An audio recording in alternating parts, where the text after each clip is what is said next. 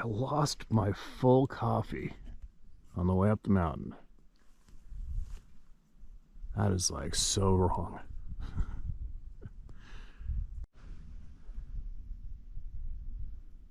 So wrong.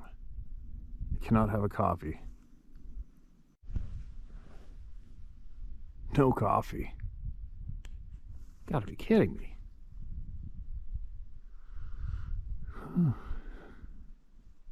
Well, maybe this will be the last day. Here we go. Up the mountain farther I go.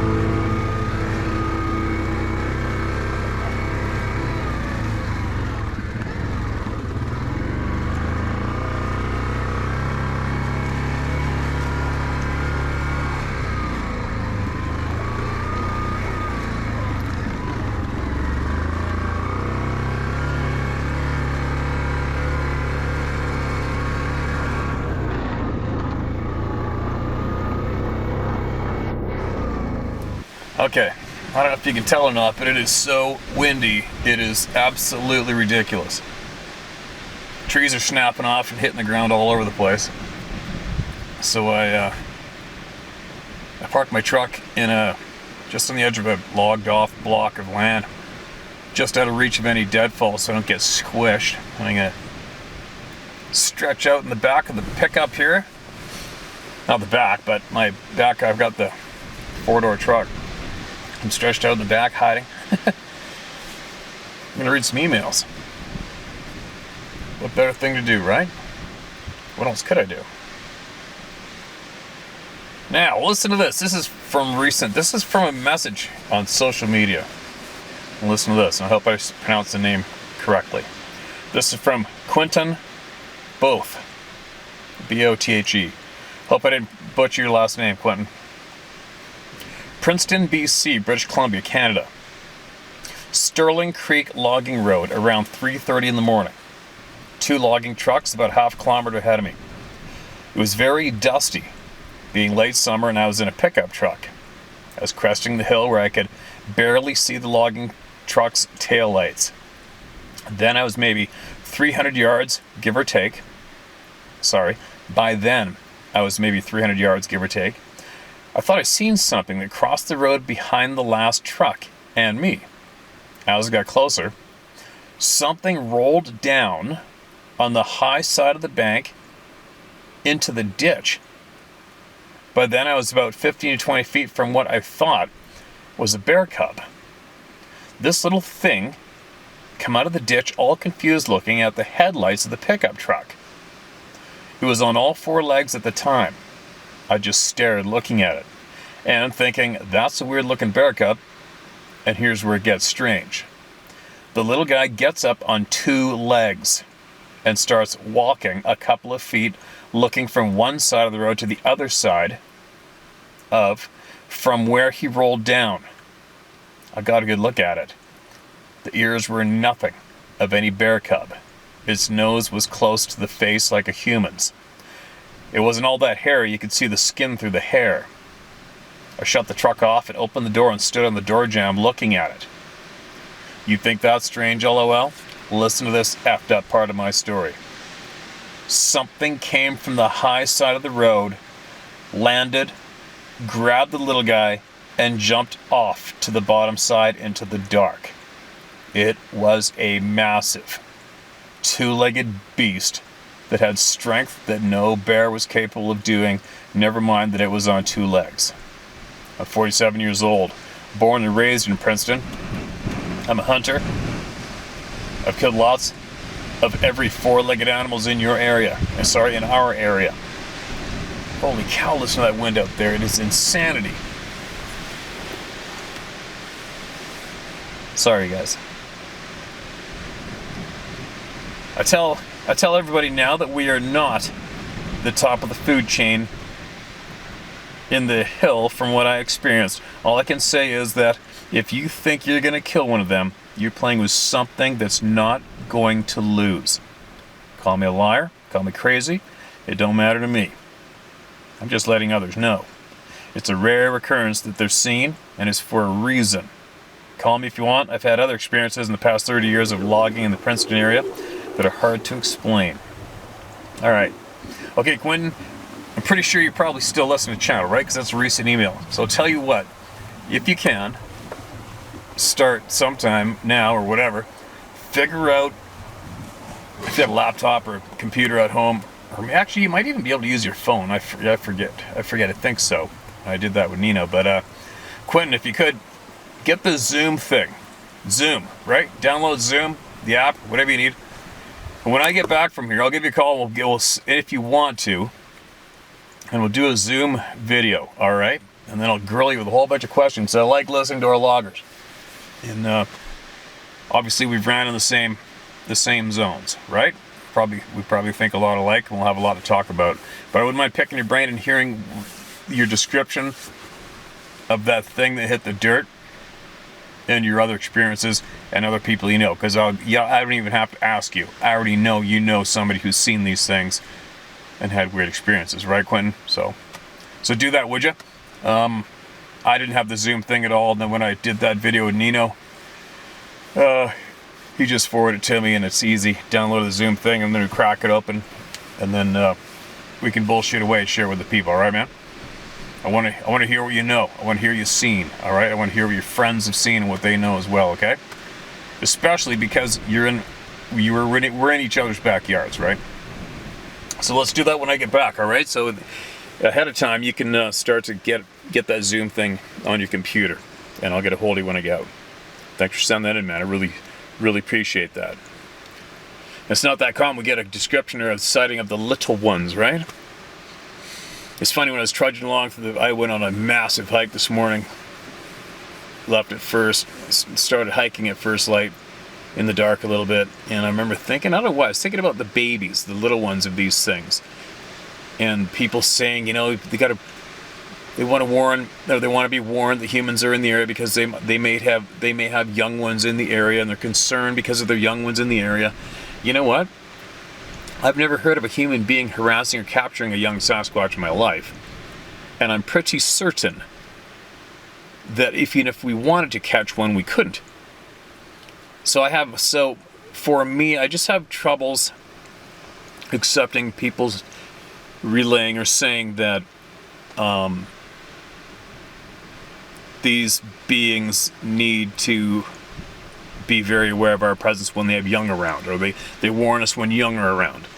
I just don't get it, because they outclass the living shit out of us. You know what I mean? I mean, if I was one of these people, one of these beings, and I was watching human beings, I would probably be thinking to myself, God, are these things stupid? We're literally doing circles around them for generations, and they don't even know it. Do you know what I mean? Like they just don't need. They don't need to go do anything extraordinary to avoid us. We're too easy. were too easy. So it's just hard for me to accept the fact that some of the views that people say that, you know, they're protecting their young. They're giving you a warning because you're entering an area where their young are. Now, I just got a tough time with that one, man. You know? I got a tough time with that one. But anyway, I want to hear more from our logger friend who just emailed in. Now, who's next? Okay, here's another one. This is titled Strange Things. I've had some similar things happen to me before also years ago. I was bow hunting antelope on my private property in Wyoming in the middle of nowhere. The only one allowed on the property was me. I shot an antelope and watched the arrow pass clean through, up over a ridge, and down into a canyon, lost forever. I make my own custom arrows for my bow, so they're one of a kind. The next year, walking down the trail to where I shot the antelope the year before, laying on my path. My pathway is my arrow, laying across in perfect condition. This area is basically flat with foot-high grass and a few sage bushes here and there. You can see around you for miles. Had a similar thing happen to me while bow hunting in the high Sierras near Yosemite, in a wilderness area. People call me crazy too, and I don't care. I call things as they are, even when they're hard to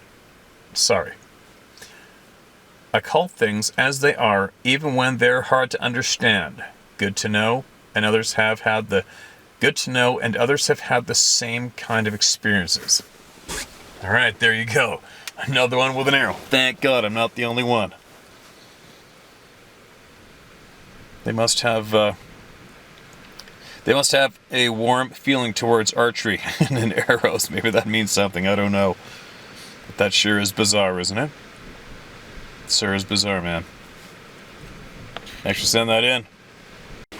All right, what do we got here? This is titled Sasquatch. Hi, you're doing a great job. Just have one thing to add. You're the only one that could, in this, looking for Sasquatch. Why, you're the only one capable with the necessary skills. Put one down. That sounds harsh, but the only way to put all this to an end... Sorry? Put one down. That sounds harsh, but the only way to put all this to an end of the bullshit stories, only you can do it, Danny Mitchell. Danny Mitchell, Huff and Mitchell. Oh, Danny. Hate to be the messenger, buddy, but you're missing so much. You're missing so much. They're not bullshit stories, first off, although the odd person might email in for some attention, but they're not bullshit stories, Danny, all right? Excuse me. And you may need one put down for you, because for some unknown reason, you can't wrap your head around hundreds of thousands of eyewitnesses. Right? It's only you, buddy. You can't wrap your head around the eyewitness testimonies. For some unfortunate reason, there's a block. They're not allowing you to trust your fellow human being, your neighbor, your coworker, maybe even your family member, whatever it is, but you can't trust them. You can't trust these people. I don't know why. It's going to be your issue, but it doesn't mean somebody has to go blow the head off of a person, although they may be different than us, just to appease you. All right? The proof's in, man. Cat's out of the bag. Now we're learning about them. So, moving along. Read and shared and addressed. What else do we got? Who else do we got? Besides crazy wind. Holy shit, it's windy out there. Wow. I wouldn't want to be in the timber right now. You'd probably get conked out for sure. This is titled My Encounter. As an elementary school student in 1971, I saw Legend of Boggy Creek, and I later read Peter Burns' little paperback book on Bigfoot. The North Georgia mountains, especially the Appalachians, are rich with legends and strange stories about boogers. Parents and adults would say, "Don't be at night. That's when the booger bears come out." Or, "Don't go there, the boogers will get you." Problem was, nobody ever tell you what a booger was or how it looked, so we thought it was only a scary story. In the spring of '73, a game warden went missing overnight and was found on a rural road, walking the next morning by a passing car. This sounds familiar. He was exhausted and confused, with his clothes torn, and couldn't really remember what happened. It was later said that he claimed to have seen a tall, hairy creature with a big head and a face like a bull. This story was buzzing for about 2 weeks, and suddenly all talk of it went quiet. We think he either quit or the state relocated him. It was March '74 and I was 15. I didn't drink or smoke anything. I was a straight arrow football player and not the type to tell stories. About 8:30 p.m. I was riding in a car with 3 other guys, and the driver was about 2 years older than us. We were spotlighting deer, illegal, but not for the purpose of shooting one, just checking them out. We were going down the main road. It was barely paved and full of potholes. As we rolled along at about 10 to 15 miles per hour, we spotted a buck and 2 does up on a chest-high red clay bank with bushes and overgrowth partially blocking our view. This was at a four-way crossroads where the very narrow dirt/gravel right-hand road led off into a completely deserted forest with no houses. On the left was another dirt/gravel road with an old church on the corner. Further down this road were a couple of farms. A river runs down one side that is fed by Amicalola Falls, which is located at the head of the Appalachian Trail. Ironically, there's an area of the river known as the Devil's Elbow, where moonshiners, car thieves, pot growers, and hunters were alleged to have gone missing over the years. This is the same area where the game warden went missing. I was in the passenger rear seat and couldn't really see the deer. We stopped, and the guy in front of me got out with a spotlight and an old D-cell and shined the deer. It was apparent they had been running and were tired because they didn't haul ass when we lit them up. About 3 or 4 seconds after exiting the back seat, I heard a crack/pop, 45 degrees to my right in the forest. My friend who was sitting next to me heard it and said, "Oh shit, I bet that's a game warden." I said, "That's one noisy game warden." He then began urging the driver to get us out of there. About that time came some more noise, like something large moving through the woods. Instantly I thought bear, because a 500-pounder was killed in our area, but bears are known to be very quiet when walking. So I start saying, "Let's go," and the hairs start standing up on my arms and neck, and I began to feel sick with fear. About the same time, approximately 75 or 80 feet to my right, at a 15 to 20 degree angle, I watched a large, hulking figure cross the road from bank to bank in 3 forward-leaning large steps while swinging its arms. From the sound it was making, it appeared to be approaching the deer. And at that moment, they bolted out of there. Now let's pause for a moment, as I'm frozen with fear and it seems like time has slowed down. My friend to the left says, "What the hell was that?" And now we are both saying, let's go, and have one foot in the car. And then as I look up on top of the embankment, I see the outline of a figure move slowly to get behind a tree where its face/head was obscured. My friend with the spotlight starts slowly getting in the car, while me and the other dude dive in the back seat. At this time, my older and more stubborn friends pulls out a .22 caliber pistol and says, "Who are you? Talk to me or I'll shoot." Now we are screaming, "Let's go," as he again says, "Tell me who you are or I will shoot." I think my friend in front of me still has the light pointed at it over the door, even though he is now back in the car. At that instant, we hear a bang, bang, as the driver shoots up in the air. He immediately throws the pistol down and jumps in the car as we spin out of there sideways. Now I'm shaking all over so bad that my feet are actually tapping, and everybody but the driver is talking at once. I don't remember who asked first. I think the guy in front. They got a better look, but he said, "What did you see?" The driver was silent as we drove until we found a closed gas station and pulled in. He got out and went to the drink machine and downed a Coke and still wouldn't talk. So now my friend is driving us all home, and it's about 10 p.m. and we're planning to go back the next day to look around in daylight. We also agree to only tell our families, minus the part about the gunfire, of course. After we drop off my friend in the back, we are headed to my house.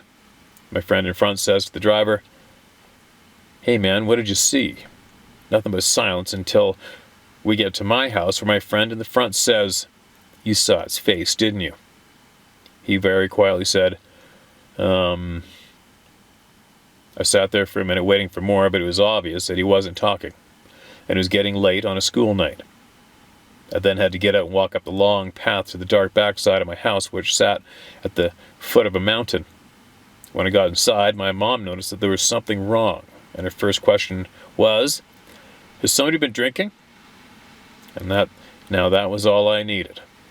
So, as I finally managed to tell my story, my mom replied, "It's probably the devil." But my dad, who grew up on a farm only a few miles from this incident, sat silent, looking at the TV. It was his older generation on both sides of the family who used the term booger. Growing up on a farm, he knew all too well about booger stories, and later said that he used to hear strange screaming sounds in the woods. They always blamed it on panthers, but they were all hunted and killed by the early 1900s. The few other people I shared this story with laughed and ridiculed me, so I shut my mouth until 1980. So the following day, we all head back, and our driver still doesn't want to talk. We get to the location and cannot find footprints, but do find broken branches and impressions in the ground. Then we get to the tree where its face was hidden. A prominent, crooked limb stuck out and bent upward. I could stand flat-footed and reach the limb with my arm almost extended, and that put the creature at about 7'10" or possibly more. We went back 2 times that night to look, stupid and heavily armed, but found nothing, thank God. About 2 months later, I was in church and saw a girl that lived on that same road but closer to the main highway. I told her what happened, and a very serious expression overtook her face. She informed me that it had ran across the road in front of her one night while coming home from a football game. She also said that her uncle saw it coming out of his chicken house about a year prior. I sat there silently thinking, "Oh God, why have you allowed such things to exist?" In 1980, a new subdivision was being built near our encounter. A story started circulating that the first resident of this subdivision came home one night to find his back door broken down and his kitchen ransacked. Nothing stolen, just a destroyed kitchen. I didn't know the man, but all the things he was related to my friend who drove the night of our encounter. I didn't know the man, but of all things he was related to my friend who drove the night of our encounter. Before church one morning, I again asked some 6 years later if he had seen his face that night. He nodded yes, and then looked away. My opinion is that the sight of it really scrambled his eggs, and he didn't want to deal with it. As far as I know, nothing ever came of the vandalized house incident, as that story died quickly, just like the game warden story. For some reason, I told my dad a story my very peculiar aunt told me at age 5 or 6 or so. She and my uncle lived in a house on top of a big hill at the foot of a mountain about 7 miles from our incident.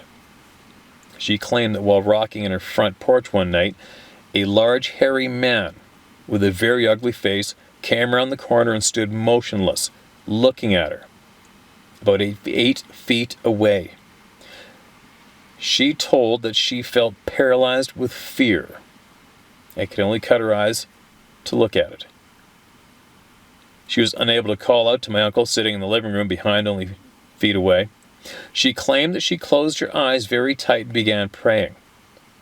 And in a few seconds, she opened her eyes and it was gone. I remember her saying his face looked like it was hit by a hammer. I asked my dad if she was crazy, to which he replied, "Folks thought so." Being able to share this story is therapeutic.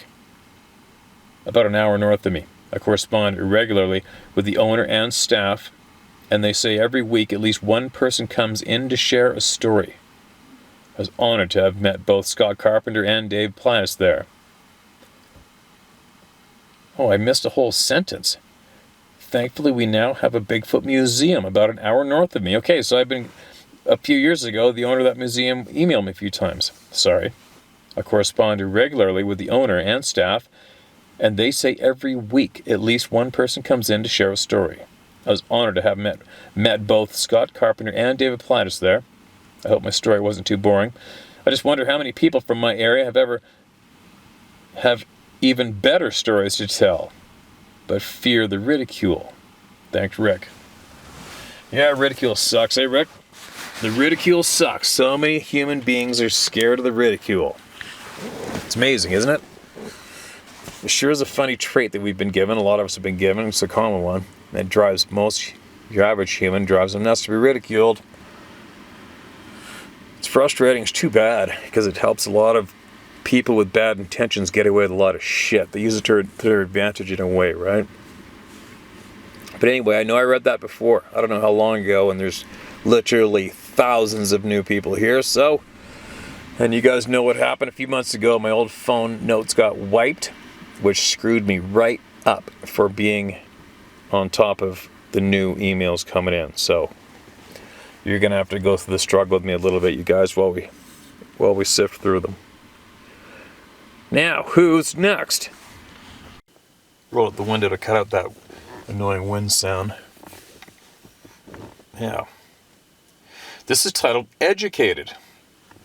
New Yorker, multiple experiences. Educated.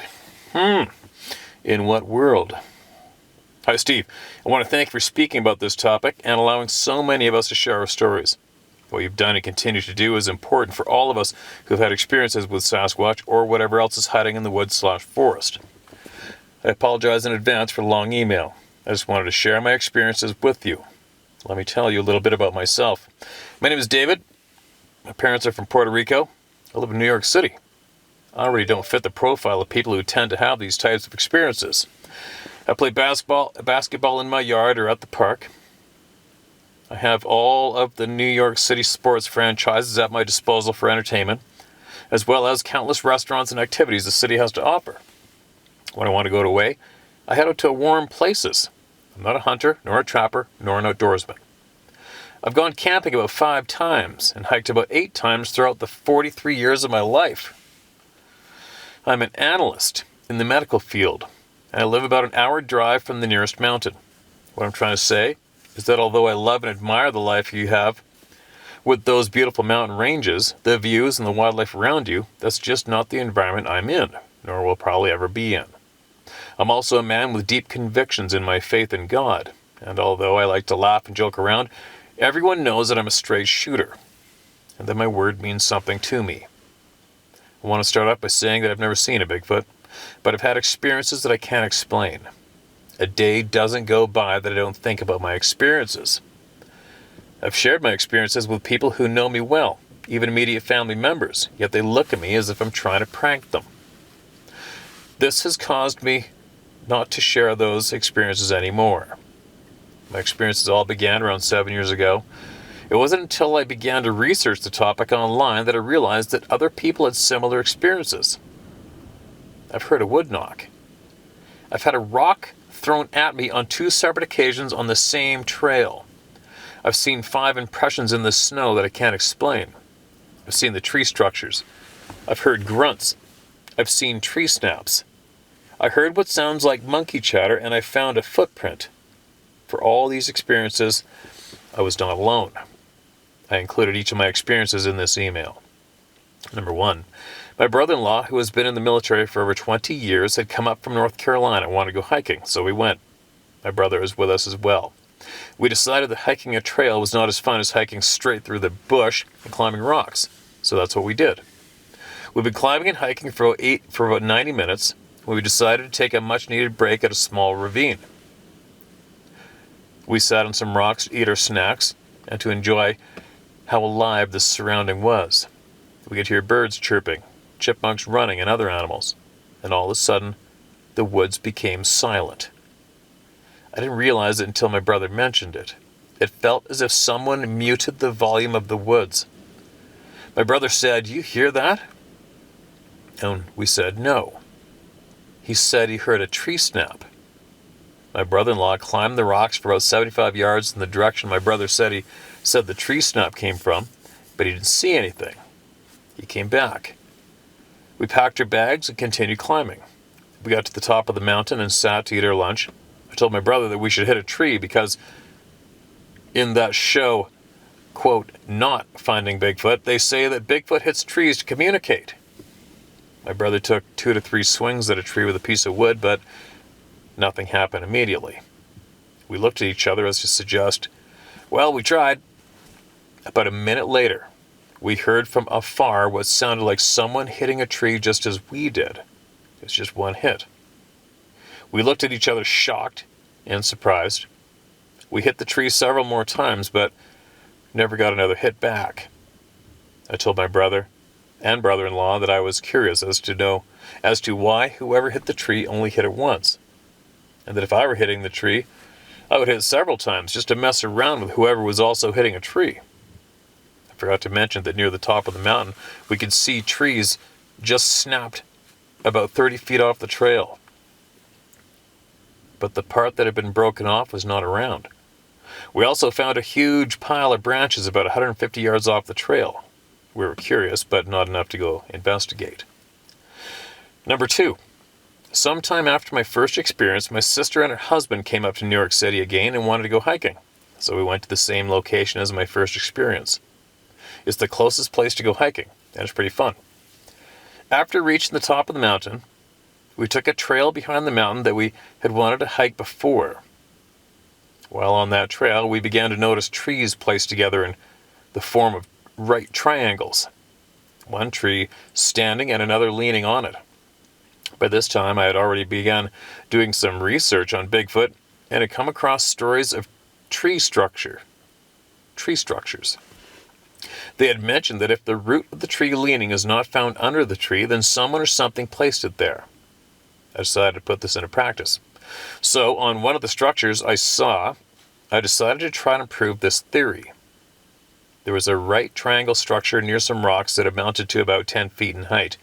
I removed the foliage around the base of the leaning tree and didn't see the root of the tree. I picked up the leaning tree at the base to see if I could see some sign of its root, but the ground was somewhat smooth. There was no tree root within 3 to 4 feet around the base of that leaning tree. While I was standing there looking at the structure and speaking to my family, a rock was thrown in my direction. At the rocks, directly behind me. It was a loud pop. Then the trickling down of the rock falling came afterwards. I ran without hesitation to my family, who were about 20 to 30 feet away from me. We looked around and didn't see anything. My sister was getting a little scared, so we continued. We continued to see a lot of right triangle structures, but kept hiking.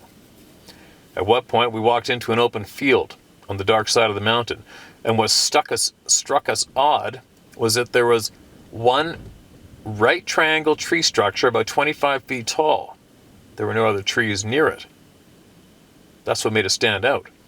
So, of course, I walked to it to see if the root was directly below it. There was not one tree root beneath that leaning tree. The leaning tree was about 1.5 foot in diameter and about the height of a 3-story house. I began to get a little scared, but I didn't mention it. We had decided to leave and came across the end of a ravine. The sun was beginning to come down. It was a little dark already. While we're by the end of the ravine, we begin to hear grunts coming from each side of the ravine, but from the top of the hills or rocks. We don't have the experience to identify the grunts, but whenever a grunt was made from one side, another grunt came from the other side. This happened 4 or 5 times. We didn't know what to make of it. My sister was scared, so we immediately left and hiked straight to the parking lot. Number 3, about 18 months later, my brother and I decided to take a couple of my colleagues hiking, along with other family members. It was just a day of the guys hanging out together. We decided to go out to the same place. I'm drawn to that place because of the experiences I've had. It was winter, and it was snowing, and there was 6 inches to about 2 feet of snow in different parts of the trail. About 3 hours in, as we approached a bend on the trail, on the back side of the mountain, my nephew yelled, "Hey guys, what's this?" Just so you know, no one was on the trail. The snow was smooth throughout the 6 or 7 hour hike. We were the first to step on the snow. When we approached the bend, there was what seemed to be 5 impressions in the snow about 17 inches long and 8 inches wide. The first 3 impressions were about 8 feet apart, and the next 2 about 3 or 4 feet apart. We were puzzled because there were no other impressions on the trail. There were also no drag marks on the snow. It seemed as if there were 5 big rocks. It seemed as if there were 5 big rocks on the ground. It snowed about 6 inches around them, and someone just lifted them off the ground. Another rare thing that occurred was that I attempted to take pictures of those impressions, but my camera wouldn't work. I've been taking photos throughout the entire hike, but my camera malfunctioned when trying to take pictures of these impressions. Later on, I saw an interview with Les Stroud where he said that there have been reports of people who experienced malfunctions with their cameras when there had been a Bigfoot nearby. I still have the photos I attempted to take. In the sequence of images, you can see images of us prior to seeing the impressions. 5 black consecutive images, and then more images as the hike continued. I always stay at the end of the group when we've gone hiking so that I can take photos of us. A few minutes after continuing the hike, while I was with my colleagues at the back of the group, a rock was thrown at us. We both turned in the direction of the loud pop we heard and heard as the rock trickled down as it fell. We both looked around but couldn't see anything or anyone. And this was the same trail where 18 months before a rock was thrown in my direction while I was looking at a right triangle tree structure. The last thing we experienced on this hike was a tree about 2 feet in diameter laying on the ground that seemed to be used as a shelter. Anyone could have used this as a shelter. But what struck us strange was that we couldn't find the root. We looked for a couple of minutes, and then we found roots in the ground around the same size of the tree. Oh, hold on. Sorry, I just lost my spot. In the ground around the same size of the tree, but it was about 30 to 40 feet away. I don't know what caused the tree to be that far away from its root. We headed back to the parking lot and decided that hiking in the snow is not as fun as we thought. Number 4, 2 years ago, my brother and I decided to take the boys hiking to the same area during the summer. This time, since my curiosity was so high about this place, I decided to purchase a deer collar. With this, I would be able to mimic the call of a buck, fawn, and a doe. My wife thought I was nuts. I didn't use it in the hike until we got to the back side of the mountain, where I've had all my experiences thus far. I decided to make the sound of a fawn in distress every 5 to 10 minutes of the hike. After about 40 minutes of doing so, my nephew asked us, "Did you hear that?" We didn't know what he was talking about, and as we asked questions, he told us to be quiet and listen. Initially, we didn't hear anything for a few seconds, when out of nowhere, we heard what sounded like an odd monkey chatter. We think it was 2 because after one would speak, another would respond. We heard like 3 different chatters.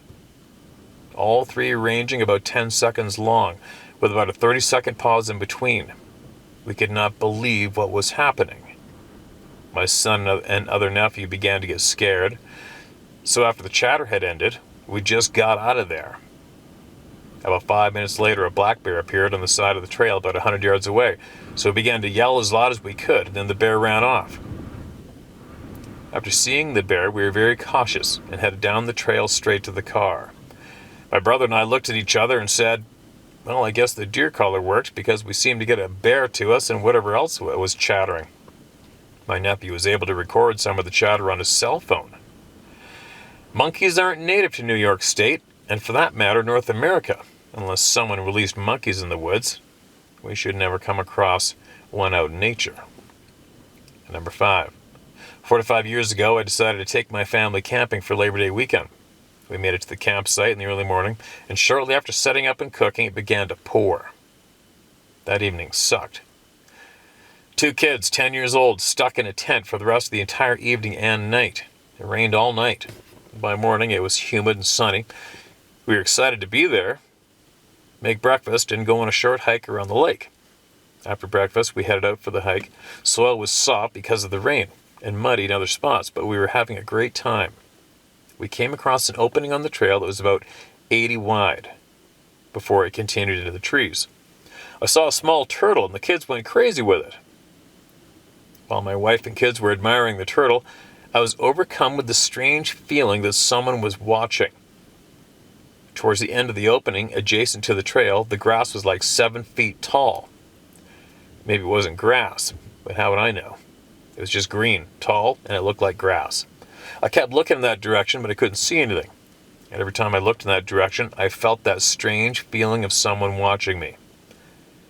I didn't tell my family, and we moved on from the turtle. Within a few minutes on the trail, at the side of the trail, I found a footprint. I could not believe it. The heel impression was visible. The toes spread out wide was visible. It was an actual print.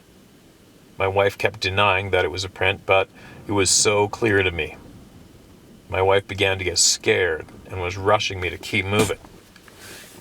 Because she didn't think it was a print, right? Sorry, I had to say that. The kids saw the print and they noticed that my wife was scared. The weird thing is that till this day, my wife still denies that she was scared, but the kids and I remember her being pretty scared and rushing us out of there. I took a picture of the print along with my foot next to it for size comparison. I'm a size 9, so I would say it was at least a size 11 or 12. The foot was much wider than mine. With all of my experiences, I can only conclude that it was caused by humans or by something that is out there. There's something out there that they're not telling us. And there are enough of us who know that something exists out there. Thanks for the amazing stories you share, brother. I love your videos. Your platform is important. Don't stop and keep up the awesome work. God bless. David Lisojo. David, appreciate you, man.